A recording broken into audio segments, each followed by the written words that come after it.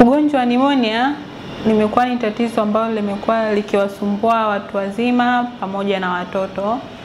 Lakini kwa siku ya leo tutaenda kuzungumzia tatizo la pneumonia kwa watoto chini ya miaka 5.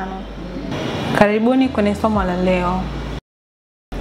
Pneumonia ni ugonjwa unaosababisha uvimbe kwenye mapafu, hasa vile vifuko vidogo vya hewa tunavyoviita alveoli. Pneumonia inasababishwa na vitu vingi ikiwemo bakteria, virus, vimelea kwa uchache, lakini pia baadhi ya magonjwa ambayo huwa yanasababishwa na pneumonia. Nazungumzia magonjwa ambayo mtu anaweza kuzaliwa nayo. Tafiti zimeonyesha kuwa kwa mwaka mzima takriban watoto milioni 156 wanashambuliwa na huu ugonjwa. Na katika watoto hao milioni 156, milioni 151 ni watoto ambao wapo katika nchi zile ambazo zinaendelea kukua, na maanisha developing countries. Pneumonia imekuwa ni ugonjwa ambao unaongoza kwa vifo vya watoto chini ya miaka 5 kidunia, ikichukua takriban 16%. Na maanisha pneumonia inaongoza kwa kusababisha vifo vya watoto chini ya miaka 5. Pneumonia zipo za aina mbili. Kuna pneumonia ambayo ni infectious na nyingine ambayo ni non-infectious. Nikisema infectious ni pneumonia ambayo inaweza kuambukizwa kutoka kwa mtu mmoja kwenda kwa mtu mwingine. Kivipi? Pale unapokutana na mtu ambaye ana ugonjwa wa pneumonia, endapo atakohoa kama hajaziba mdomo wake, wale bakteria au virus wanaweza wakaruka kutoka kwa mtu huyo kuja kwako endapo kama utakuwa nawe haujaziba mdomo. Lakini aina nyingine ya pneumonia ni non-infectious. Non-infectious pneumonia na maanisha pneumonia ambayo sio ya kuambukizwa. Kivipi? Mtu anaweza kuwa anakula chakula kwa bahati mbaya kikaenda njia ya hewa. Hiyo tunaita aspiration pneumonia. Lakini pia kuna kitu tunakiita recurrent pneumonia.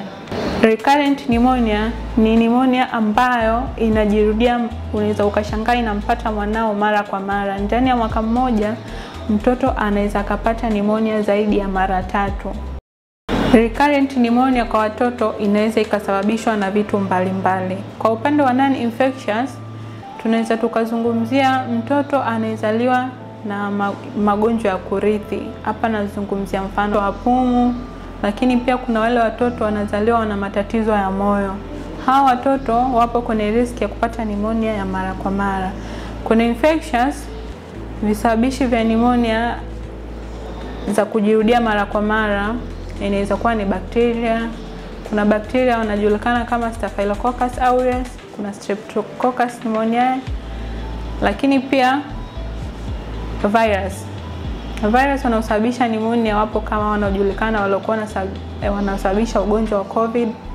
Lakini pia kuna virus tunawaita respiratory syncytial virus, lakini pia nao wanaweza kusababisha pneumonia mara kwa mara endapo hautafuata taratibu za kujikinga na ugonjwa huo.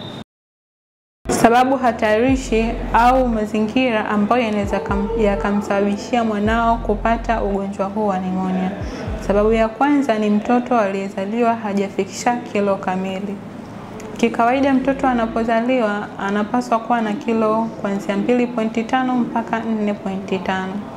Kwa hiyo kama mtoto amezaliwa hajafikisha kilo kamili, ana riski kubwa ya kupata pneumonia kwa sababu hata kinga zake za mwili bado zinakuwa hazijakomaa. Sababu ya pili ni mtoto ambaye hajapatiwa chanjo. Kama tunavyojua mtoto akizaliwa tu anapaswa kupatiwa chanjo, kisha baada ya wiki 6, kisha wiki 10, then 14 mpaka atakapomaliza. Kwa hiyo wazazi, na maanisha wa mama lakini pia wa baba kama inawezekana, jitahidi watoto wenu waweze kupata chanjo zote mpaka atakapomaliza chanjo zake. Sababu nyingine ni inaweza kumsababishia mtu kupata pneumonia ni mtoto mwenye utapiamlo. Mtoto mwenye utapiamlo kwanza inamaanisha kuna some nutrients hazipati. Utapiamlo inamaanisha kuna baadhi ya vyakula hapati. Na vyakula tunavyokula hivyo ndio vinatusaidia kujenga antibodies ambazo zinasaidia kutukinga na maradhi mbalimbali. Kwa hiyo mtoto mwenye utapiamlo ana riski pia ya kupata ugonjwa wa pneumonia. Risk factor nyingine ni mtoto ambaye wazazi wake wana tabia ya uvutaji wa sigara. Wazazi tujitahidi, kama tunavuta sigara tuvute katika mazingira ambayo ni mbali na watoto wetu au hata watoto wengine. Risk factor nyingine ni mtoto aliozaliwa na magonjwa ya kurithi. Nazungumzia magonjwa kama pumu, zile congenital heart disease, wale watoto wanazaliwa na matatizo ya moyo tangu wanapozaliwa. Risk factor nyingine ni mtoto kukosa maziwa ya mama. Kuna kitu tunakiita exclusive breastfeeding. Exclusive breastfeeding ni hali ya mama kumnyonyesha mtoto wake ndani ya miezi 6 baada ya kuzaliwa. Tujitahidi sana wakina mama, watoto wetu pale wanapozaliwa ndani ya miezi 6 tuhakikishe wanapata maziwa ya mama pekee. Maana maziwa ni kama chakula, kwa hiyo kupitia maziwa hayo atapata zile nutrients ambazo zinahitajika kutengeneza antibodies za mwili. Ni vipi utajua kama mwanao anasumbuliwa na tatizo la pneumonia? Kama tulivyoongea awali, pneumonia zipo za aina tofauti tofauti, na maanisha zinasababishwa na viumbe tofauti tofauti. Kwa pneumonia inayosababishwa na virus, mwanao anaweza asiwe na joto la kupanda sana, linaweza likawa la kawaida, lakini unaweza ukamwona anakohoa. Dalili nyingine ni mtoto wako kuona kama anapata tabu kupitisha hewa, kuona kama anapanua matundu yake ya pua zaidi ya pua zake zilivyo. Kwa pneumonia ambayo inasababishwa na bakteria, mwanao utamuona joto lake likipanda sana, lakini sio kila homa ni malaria.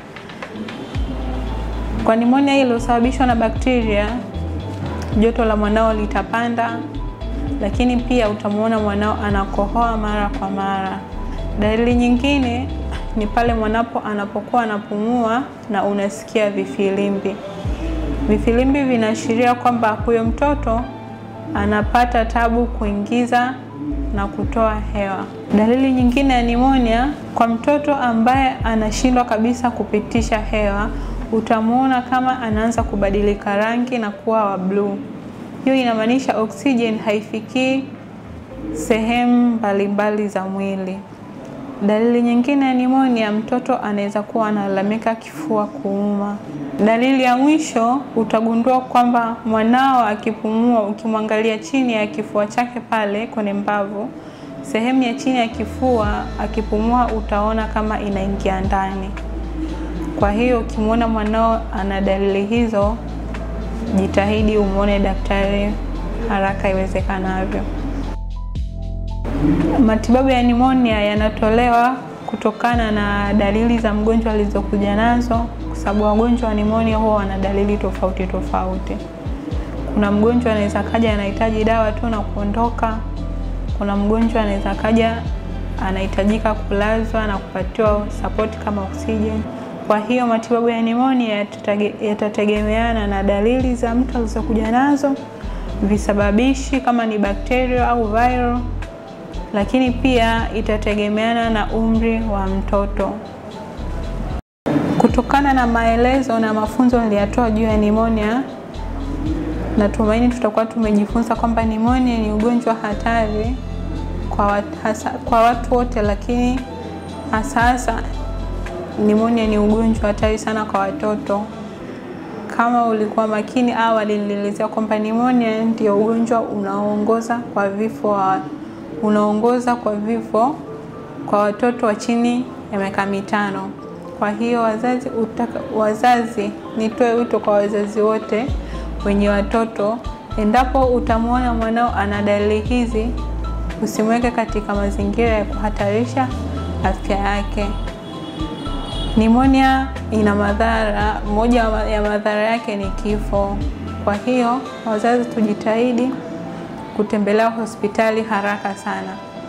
Mwisho, ningependa kuwashauri kina mama njia gani wafanye kuepusha watoto wao na ugonjwa huu.